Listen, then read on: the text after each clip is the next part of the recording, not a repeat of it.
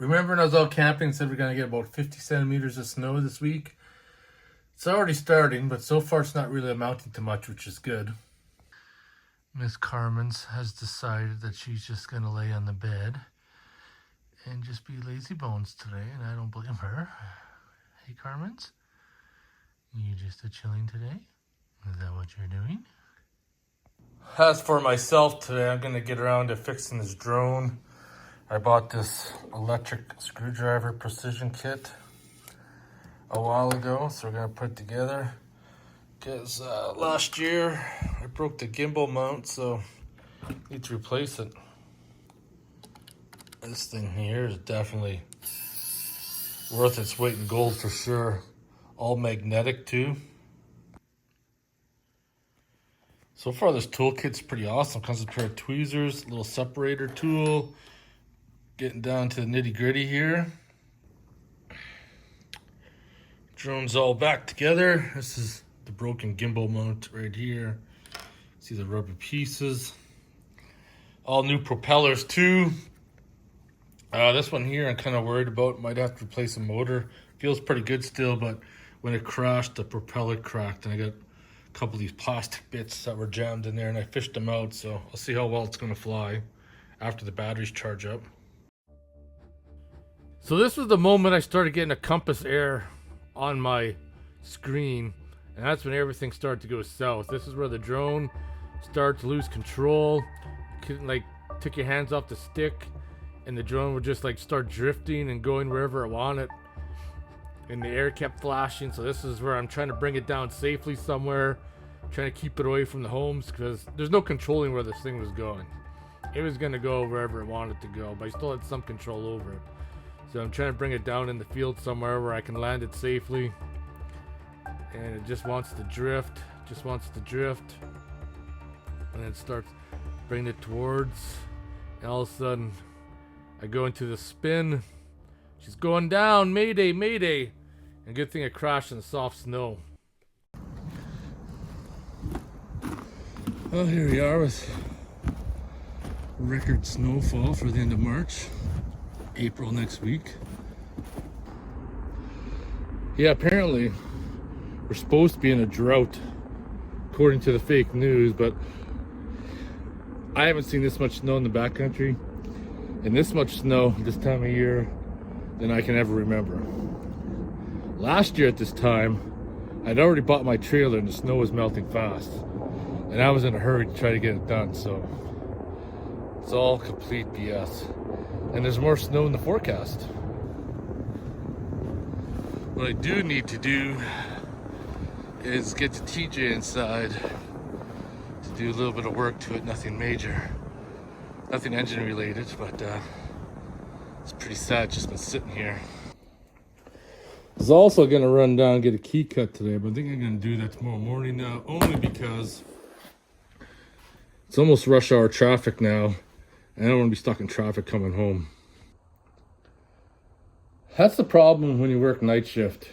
Work 12-hour nights. I get home about 8 o'clock in the morning. And then on my first day off, I only try to sleep till 2 o'clock in the afternoon. Get some sleep and then stay up till like midnight. But by the time you get up, get going, make something to eat, it's already like rush hour traffic. So Locksmith closes at 5.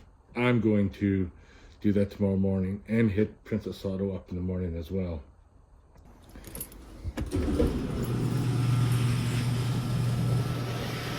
But I'm gonna shuffle the vehicles around, get TJ inside. Some people have asked about the annoying chime when the new dash powers up. I think it's actually the dash cam that makes that stupid noise. So let's just unplug the dash cam, start it up.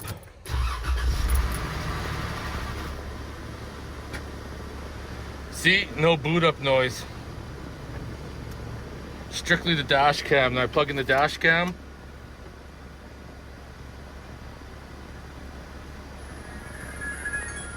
Yeah, it makes that dumb noise. Let's get the V8 started up. Yes, I need to put a new switch pod in like this. This is kind of hanging down tape. I'm looking to get a new stereo. That's probably gonna happen pretty soon. I get a Boss with the floating screen. Apple CarPlay. And yeah, I need to kind of clean her up.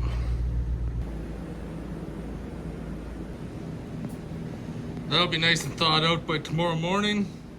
Looking at selling my TJ this next coming up year. If anybody's interested locally, let me know.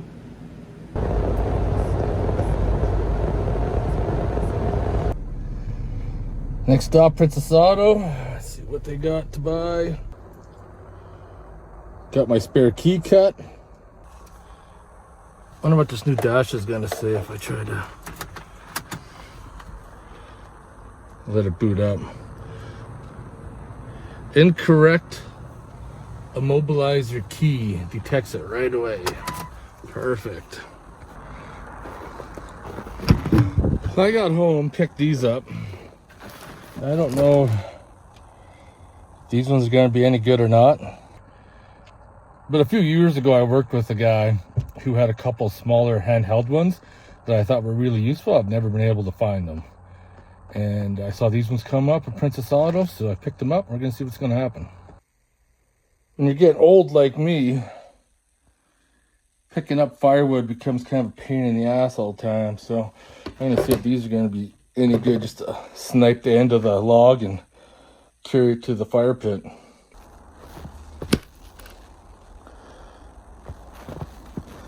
And just carry it to wherever you got to be. Less bending over. Can't wait to try these out in the woods now, for real. So it's the next set of days off. The rest of my goodies all showed up. Some replacement bulbs. I got a new check engine light I'm going to use for the LS. Also picked up Amazon's cheapest Apple CarPlay, an adapter kit, because in my Jeep TJ right now, I've had this Android system forever, but it's kind of useless now. Not really updatable. So I'm going to replace with Apple CarPlay. I got to do a ground, engine ground. And I wanted to do a high lift jack mount, but the mounts that fit on here are super expensive. But years ago, like 5 years ago, I picked up this mount that goes on the roll cage on the TJ. It's actually for like a 4.5 point harness, whatever. So I'm gonna modify it to fit a high lift jack. I have to cut these off and then grind them smooth. And then I couldn't find the connectors because they were lost. So I'm going to start off by doing a new ground cable. Yeah, so recently when I was doing the rear seal, it occurred to me that the Jeep grounds, so I'm using the factory grounds, just two little small wires. I should have actually connected my winch ground to the battery, but I think I ran it to the engine block, I do believe. No, I ran it to the fender right there. And then it's connected to the engine block. But I have this stick cable right here, and I'm gonna run another ground. Just gonna run directly to the source and quick connect to the negative battery terminal right there. I think that'll work out. These hydraulic battery crimpers are worth their weight in gold. Pretty cheap off Amazon. And sure makes doing things a lot easier. That's a nice solid crimp. That is absolutely perfect. I got a good solid ground now. Goes directly onto the fender, which another big cable connects to the engine block and directly to the winch itself. Looking back at it now, I'm not sure why I did it that way, but I seen it this time and I'm like, that is a lot of current connected to that ground. Even though it's connected to the engine block, there's two little wires, factory wires coming off the battery. Definitely may not be enough, and I don't want to heat them up. So got that big cable on there, good to go. Yeah, that hood light mod I did a few years ago by putting those penny lights in the hood of the TJ are wicked. And they're ran by a Mercury switch. That's just over there. It turned out really well. Lights up the engine compartment nicely. beautiful V8 engine in the Jeep. Replace these ones with those new fresh amber ones. Check out this, check out this. 2 weeks sitting in the garage. No oil leak at all. Before I'd have a big huge puddle there. Thank God that's all fixed up because that job kind of sucked. That's something definitely don't want to be doing anytime soon. It's got the new amber lights put in. I've only had them for like a year. Never done anything with them until now. These are the old ones that have been on there for probably 7 years. It's got your typical corrosion. They still worked, but I just want to upgrade them to the amber. 5 minutes to install those, and now it's time to have a look at this. This is probably Amazon's cheapest Carplay radio. And I only really needed to do the mirror link off my phone for like GPS and like mapping systems and stuff. So let's power this up before we install it, make sure there's no issues. So this is it, not really a whole bunch to it.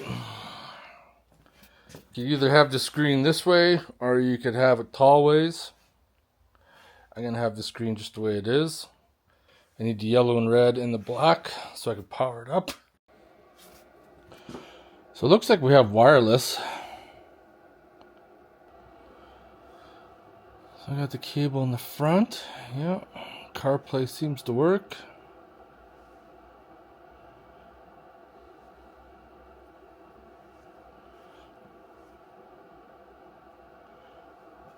I think it'll do the trick for now.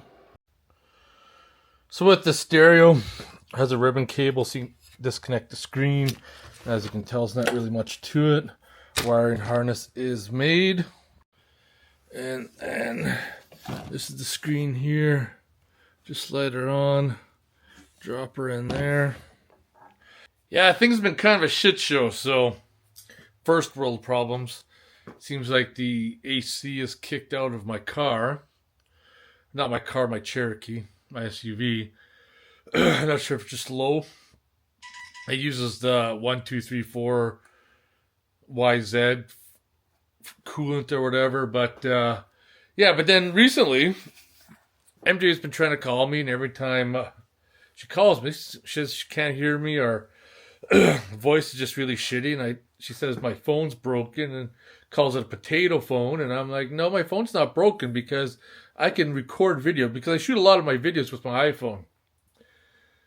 So today, after she told me that once again, she texted me, I went inside and I called my landline, and sure enough, the microphone on my phone isn't working on phone calls, but works for recording video because it uses 2 different mics for the video and what you're talking to on the phone. So now I gotta take that phone in, get it fixed, and now I'm using like an old iPhone, like an iPhone XR. So I feel poverty and welfare. Like I said, first world problems. And I don't know how long that's going to take. Good thing I got an Apple Care warranty, because this year is like the 2-year mark, and I usually get a new iPhone every 2 years. But this is the first time I've had an iPhone in like 10, 12 years that's actually failed. Yeah, so now I have to come back out tomorrow and finish this.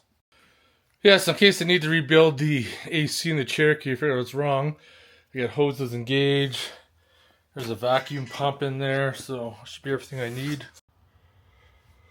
Oh, we still got a disaster going on here, but got the new Apple CarPlay installed in the TJ with the floating screen. Let's push in the button for the door. So I just got a hole in there. I gotta do something with the check engine light. But yeah, that's good right there. I like that. Got such a disaster of cutting out stuff. Redundant wires are dead over the years, and I'm going to remove this now and install the new one. Just powered it up, cut into the old wire. Doesn't use one solid wire, uses a whole bunch, so just soldered them in. Now I gotta figure out where all my switch panel is. That didn't turn on anything. Alright, that one turned on my amber lights.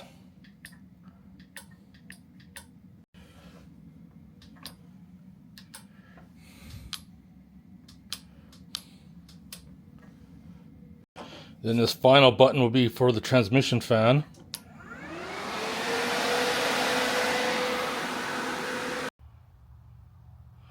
Finally, everything is done. Everything's put back together. Once I get outside to some better light, I'll show you. Glad this project's done because it's coming close to the Yukon trip and I got a lot of crap I gotta do before then. I was going to work on that bar, but I don't have time for that right now in this video. So this is the new deck all installed. There's that check engine light. The steel plate. Before I had a 3D printed part in there and it just looked like ass. But this is it. I mean, honestly, all I wanted for is the Apple CarPlay. But if you want to go to the interface is kind of garbage, but it works. And then got my Auxbeam panel down there. That's that. Alright, do you know what time it is? It's motherfucking beer time. That's what time it is. This is a local brewery by my house. Boiling Ore Oatmeal Stout. This is coming in at 5.2% alcohol. Alright, let's crack this bad boy open. Boiling Ore Oatmeal Stout. A lot went on in this video. No B-roll. No B-roll for the B-roll, people. Anyways, cheers, everybody. Good. A few things. So glad. No more oil leak from the TJ. I finally went through, cleaned out a bunch of shit, like redundant wiring throughout the years. Finally got rid of that old Android stereo. Put it in Amazon's cheapest CarPlay radio. And it does alright. Nothing special. I just wanted it for the CarPlay. That's all I wanted it for. I don't care about anything else. I just needed the screen to work for what I needed to do. And it's cold. Will just not leave. So, that's been set up. I got a new tablet to do my diagnostics.